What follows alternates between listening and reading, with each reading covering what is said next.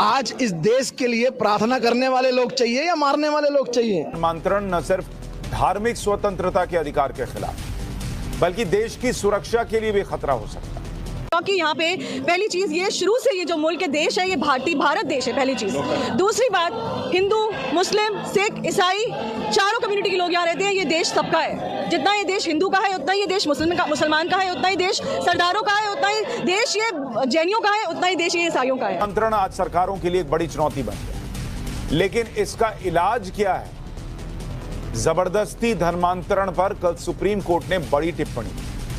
Supreme court ने कहा कि जबरन धर्म बदलने नहीं आए हैं, एक जीवन बदलने आए हैं।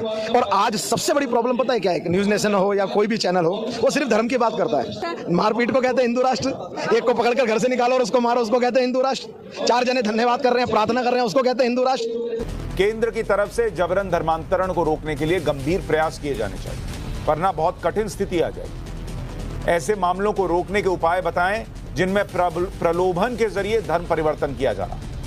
सुप्रीम कोर्ट ने मामले पर केंद्र सरकार से 22 नवंबर तक जवाब दाखिल करने के लिए कहा है।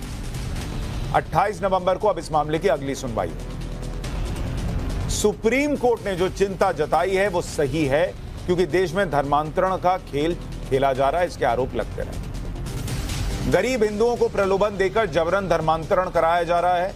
उसी समय गेजी बोलता है, अरे ये क्या कह रहा है कि अरे अभी तो यहां पर कह रहा है कि दुश्मन खड़े थे, लेकिन उनसे ज्यादा कह रहा है हमें बचाने के लिए सरतूत खड़े हैं घोड़ों पर। हालेलुया। और इसी समय उसने कहा कि मैंने तुझे क्या कहा था? मैंने तुझे कहा था कि कह रहा है कि जो अगर तेरे दुश्मन तुझे दिखाई दे रहे हैं, कह रहा है कि उनसे कहीं बचाने के लिए शक्ति रखता है परमेश्वर, और तेरी आत्मिक आंखें नहीं खुली हैं। मैं कह रहा हूं कि आज आप सोच रहे होंगे कि पता नहीं मैं ठीक होऊंगा या नहीं होऊंगा, मैं वचन को सुनता रहा हूं, मेरे घर के हालात चेंज होंगे कि नहीं होंगे, लेकिन मैं विश्वास दिला रहा हूं, अगर आप घबराए हुए हैं, मैं कह रहा हूं लगता है आपको छोटी छोटी बात पर गुस्सा आ जाता है, छोटी छोटी बात पर आप निराश हो जाते हैं, छोटी छोटी बात पर आप पास्टर से लड़ने लगते हैं, छोटी छोटी बात पर आप कहते हैं कि मैं कुर्सी नहीं मिलेगी, मैं चर्च नहीं जाऊंगा, अगर मेरा ये काम नहीं होगा परमेश्वर, मैं आज से बाइबल नहीं पढ़ूंगा, प्रार्थना नहीं करूंगा, इसका मतलब आप अनफिट है।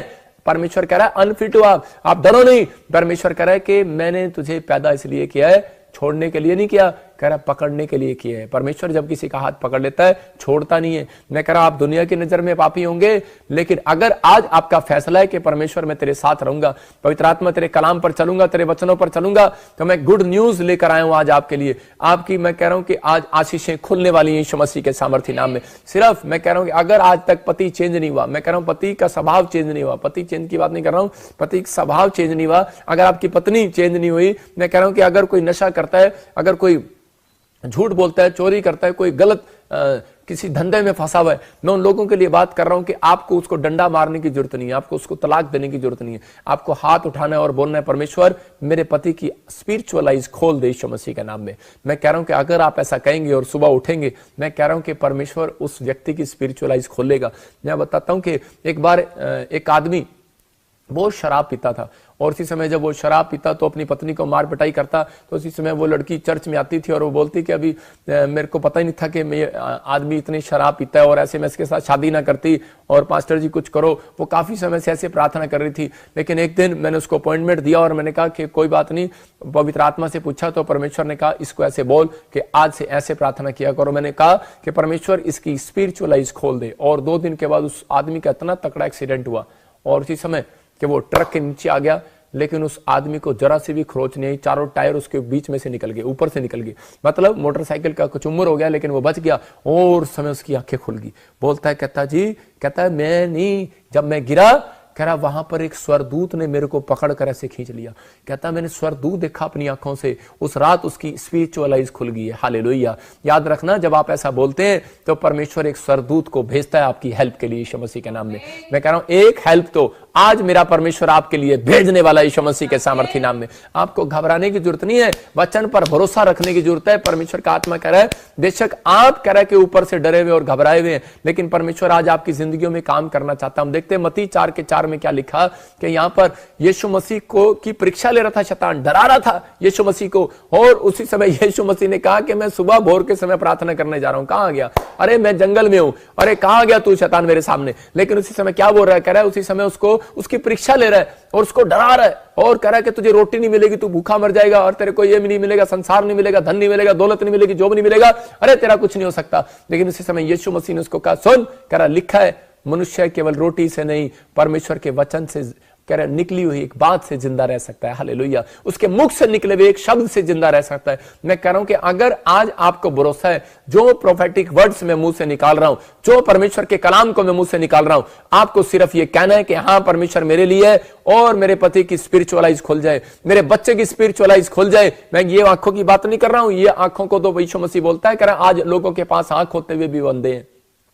कह रहा अंधे हैं वो लोग जो फिर भी विश्वास नहीं करते चमत्कार देखने के बाद भी, लेकिन कह रहा है कि उस दिन उनकी आंखें खुलेंगी जब यीशु मसीह बादलों पर आ जाएगा। यहां पर पवित्र आत्मा बोल रहे हैं उन लोगों के लिए, कह रहा है कि इसलिए उसको कहा, कह रहा है कि शैतान उसी समय वहां से निकल गया क्योंकि वो जानता था, कह रहा है कि ये स्पिरिचुअल बंदा है। मैं कह रहा हूं कि जितने आप स्पिरिचुअल कह रहा है कि आप होकर रहेंगे, मैं कह रहा हूं कि यहां पर परमेश्वर को भी कह रहा है कि अंदर से डर लगता था, यीशु मसीह को भी वो भी डरता था। मैं कह रहा हूं कि अंदर से हो सकता था उसको भी कह रहा है कि अंदर से रोना आता हो। आप कितने लोग जानते हैं इस बात को कि जब लाजर मर गया और उसी समय जब उसको पता लगता है कि उसका भाई जैसा दोस्त उसका मर गया, तो उसी समय वहां पर यीशु मसीह खड़ा होकर रो रहा था अपने भाई के लिए, अपने दोस्त के लिए और अपने यरूशलेम के लिए रो रहा था। इसका मतलब अंदर से वो अनफिट था, लेकिन उसको परमेश्वर का कलाम याद आता था, परमेश्वर की बातें याद आती थी और वो फिट हो जाता था और उसी समय बोलता था, कह रहा है कि चिंता न कर, मार्था पहले रो रहा था लेकिन जब परमेश्वर की बात याद आई तो उसी समय अंदर से फिट हो गया। मैं कह रहा हूं कि आज जब खुदा का कलाम जब आप पढ़ते हैं, भजन संहिता 91 पढ़ते हैं, तो वहां पर लिखा जो परम प्रधान के छाए स्थान में बैठा रहेगा सर्वशक्तिमान। सबको जय मसीह की। आज मैं आपको एक ऐसे विषय के बारे में बात करना चाह रहा हूँ जहाँ पर हमारी प्रार्थनाओं को, जहाँ पर हमारे स्पिरिचुअल जिंदगी को टोका रोका जाता है। खासकर हमारे साथ जो आज धर्मांतर का आरोप लग रहा है, जो प्रतिदिन हमारे ऊपर एक इस तरह से एक दिमागी असर दे रखा है कि हम प्रार्थना करें तो हम गैर हो गए, अगर हम किसी भी चीज़ में अगर इन्वॉल्व होते हैं तो हम धर्म परिवर्तन करते हैं। ऐसे एक कॉन्सिडेंस हुआ है अभी एक भाई के जीवन में। मैं आपको बताना चाहता हूँ कि उसकी पत्नी ने उसको छोड़ दिया सिर्फ इसके कारण कि वो प्रभु यीशु मसीह को चाहता था, प्रभु यीशु मसीह को अपने जीवन का मसीह मानता था, परंतु उसकी वाइफ ने उसे परेशान करके, प्रताड़ना करके और इमोशनल ब्लैकमेल करके उसे प्रभु से दूर करने की कोशिश करी। और इसी तरह से छोटे छोटे व्याख्या हो रहे हैं। आज आप मंदिर, मस्जिद, घर के बाहर आप जाओगे, आपके घरों के आसपास चंदा लिया जाता है, आपको टॉर्चर किया जाता है, आपको परेशान किया जाता है कि आप इस तरह के मुद्दे उठाए जा रहे हैं और प्रभु से दूर करने की कोशिश की जा रही है ताकि हम भरमा जाएं और हम अपने जीवन में जो प्रभु की ओर से हम जो आशीषें पाना चाहते हैं, जो आशीष हमारे लिए रखी गई है प्रभु ने गुप्त स्थानों पर हमारे लिए, वो सब हमसे छीन ली जाए। मेरे भाई बहनों, आप गौर करें और ऐसे भरमाने में नहीं आए और अपने पड़ोसी को भी क्लियरिटी से समझाए, अपने घर में भी अच्छे से समझाए कि हम किस तरह से प्रभु यीशु को मान रहे हैं। कच्चे कान के ना बने, प्रभु को अगर मानना है, अगर ग्रहण करना है तो पूरी तरह से करें ताकि आपका उद्धार हो, आपके पड़ोसी का उद्धार हो और आपके जीवन में सबका उद्धार हो और जो आपसे जुड़े वो प्रभु को जाने।